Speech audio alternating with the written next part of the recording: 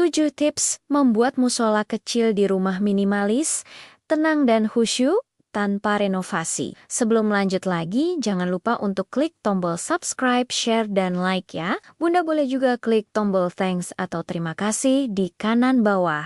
Oh iya, kalau Bunda punya usul atau ide tema video berikutnya, langsung aja komen di bawah ya. Makasih. Dan kita lanjut sekarang. Halo Bunda semua. Ada satu momen yang sering banget terjadi di rumah, berdiri sebentar, sambil mandangin sudut ruangan. Lalu senyum kecut sendiri karena niat bikin musola kecil lagi kalah sama alasan rumah sempit dan barang yang rasanya bisa berkembang biak tanpa izin. Di kepala pengennya rumah adem ibadah tenang, kenyataannya sajadah masih pindah-pindah dan mukena sering numpang di kursi makan. Lucu ya, rumah minimalis tapi isi pikirannya penuh rencana yang belum jadi. Sebagai bunda, hidup kita sering diisi niat baik yang ketunda. Bukan karena malas, tapi karena capek duluan. Niat sholat tepat waktu, harus beresin mainan, niat bikin musola kecil, takut nanti malah jadi gudang baru. Kadang rasanya rumah ini rapi. Cuma pas habis beberes, 5 menit kemudian kembali ke setelan pabrik. Tapi di balik semua itu, ada rasa pengen punya satu sudut kecil yang tenang. Tempat berhenti sebentar dari ributnya dunia. Walau cuma muat satu sajadah dan satu doa panjang. Makanya video ini bukan soal desain mewah atau rumah luas, tapi soal kita, para bunda yang pengen lebih dekat sama Tuhan, tanpa harus nunggu rumah impian. Kita akan ngobrol santai tentang cara bikin musola kecil di rumah minimalis yang realistis, yang bisa hidup bareng cucian, mainan anak, dan rutinitas harian. Karena kadang yang kita butuhin bukan rumah besar, tapi sudut kecil yang bikin hati pulang. Tips pertama itu soal memilih tempat yang paling sering kamu lewati, bukan yang paling cantik di denah rumah.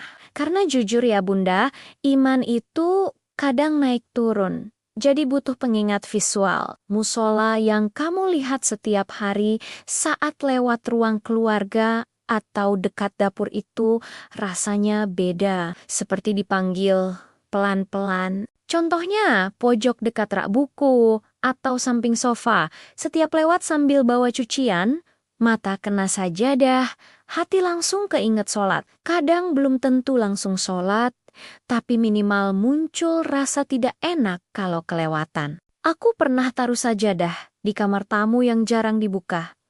Hasilnya ya cuma jadi pajangan. Tapi begitu dipindah ke sudut ruang keluarga, yang awalnya cuma niat taruh sajadah, lama-lama jadi kebiasaan. Anak lewat, suami lewat, semua tahu itu area ibadah. Tanpa disuruh pun, atmosfer rumah terasa lebih tenang. Walau ya, tetap ada suara anak rebutan remote juga. Tips kedua, jangan menunggu ruang kosong yang ideal. Karena rumah minimalis itu tidak pernah benar-benar kosong. Kalau nunggu gudang rapi dulu, nunggu lemari beres dulu, itu bisa jadi proyek seumur hidup. Realitanya, sudut kecil 1 meter pun sudah cukup untuk sholat 1 orang. Yang penting bersih dan tidak sering dilangkahi. Contoh paling masuk akal itu sudut dekat jendela yang biasanya cuma diisi pot tanaman atau kursi yang jarang diduduki. Daripada kursinya jadi tempat numpuk tas belanja, lebih baik dialihfungsikan. Musola kecil itu bukan soal luas, tapi soal niat yang diwujudkan meski sederhana. Kadang kita kebanyakan mikir, padahal cukup geser satu barang saja. Tips ketiga, musola harus mudah dirapikan.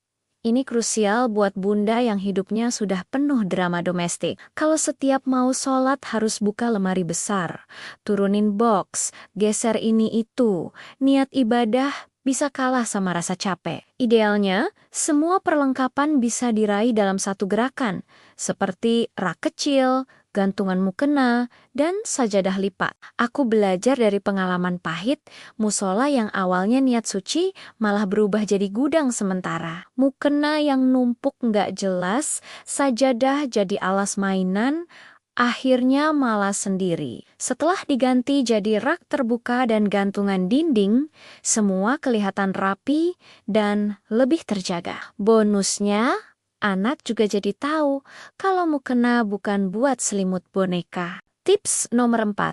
Warna dan suasana itu berpengaruh besar ke emosi kita. Setelah seharian ngurus rumah, ngurus anak, kadang otak kita sudah penuh. Musola jangan jadi tempat yang makin bikin sumpek. Warna lembut seperti krem, putih tulang, atau hijau muda itu membantu pikiran lebih tenang tanpa kita sadari. Contoh nyatanya, dulu aku pakai sajadah warna gelap dan dinding penuh hiasan.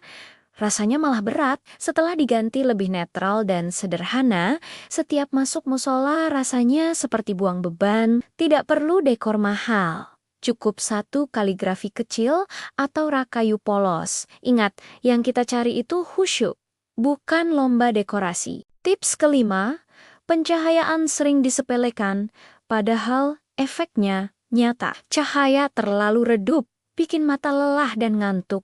Terlalu terang, bikin silau dan tidak nyaman. Kalau bisa, manfaatkan cahaya alami dari jendela atau ventilasi. Sholat dengan cahaya pagi itu rasanya lebih hidup. Kalau musola tidak punya jendela, lampu warm white itu pilihan aman. Aku pernah pakai lampu putih terang seperti di dapur, hasilnya rasanya seperti sholat di ruang operasi. Setelah diganti lebih hangat, suasananya langsung berubah. Detail kecil seperti ini kelihatannya sepele, tapi efeknya besar ke kenyamanan ibadah.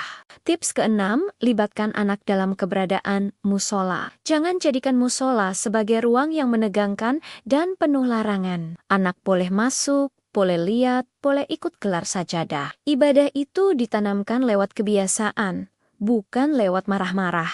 Contoh paling sederhana, ajak anak bantu rapikan sajadah atau ambil mukena. Walau hasilnya kadang tidak lurus dan agak berantakan, tapi mereka merasa punya peran. Dari situ, musola jadi ruang yang akrab, bukan ruang yang asing. Lama-lama, mereka tahu sendiri kapan harus lebih tenang. Tips ketujuh, niatkan musola sebagai tempat pulang.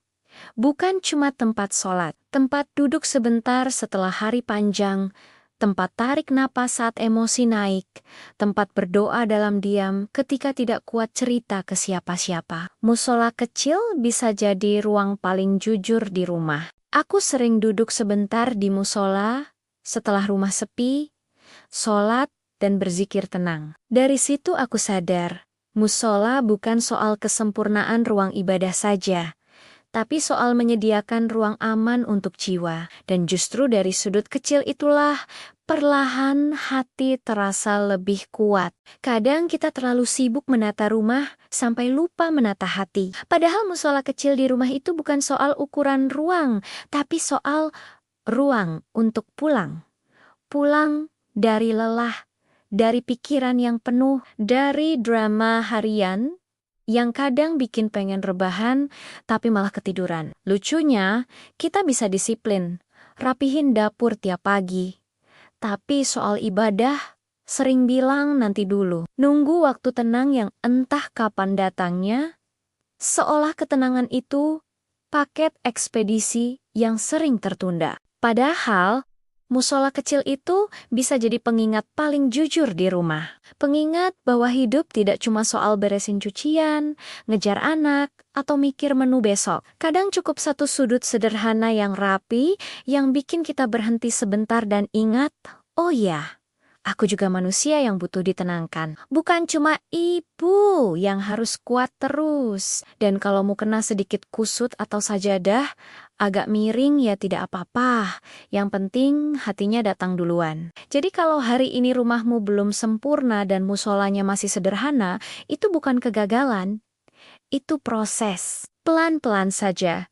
Karena ketenangan tidak dibangun dalam semalam. Tapi dari niat kecil yang diulang-ulang, sampai suatu hari nanti, tanpa sadar, rumahmu bukan cuma terlihat rapi, tapi terasa lebih hangat, lebih hidup, dan lebih penuh harapan. Terima kasih sudah menemani curhat dan ceritaku sampai akhir. Sampai ketemu lagi di episode berikutnya. Salam semangat, Bunda semua!